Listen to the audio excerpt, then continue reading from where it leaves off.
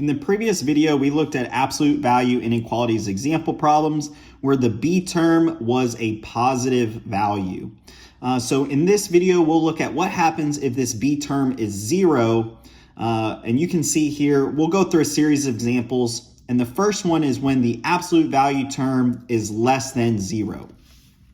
So to solve this, it's a pretty easy solution. So we know that the absolute value term, or this p term, has to be greater than or equal to 0. That's an absolute value rule. And so we know that it can't be less than 0. So there's no solution where x provides a value that this absolute value term will be less than 0. We know that this example problem will yield a no solution result.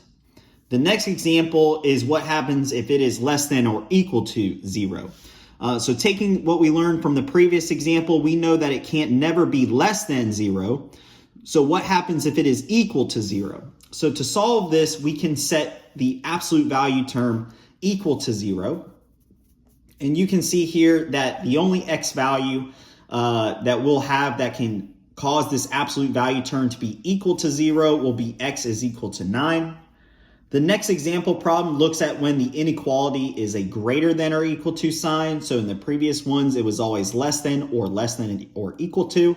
And so in this example problem, we know that the absolute value term has to be greater than or equal to 0. And so there will always be there will be any x value that will cause this absolute value term to be greater than or equal to 0. And so we know that this will yield a result of all x values, or negative infinity, which is less than x, which is less than infinity. So basically all x values. And in the last example scenario, we have our absolute value terms, which is greater than 0.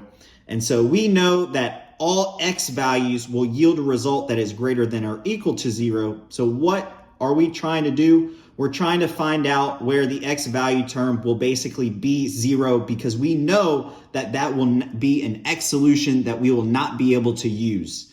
And so we can find this by setting the absolute value term equal to 0, and that will give us x is equal to 3.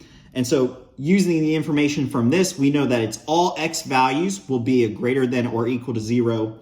And if it's just greater than 0, we know that it will be all x values besides where x is equal to 0. So all real numbers except x is equal to 3.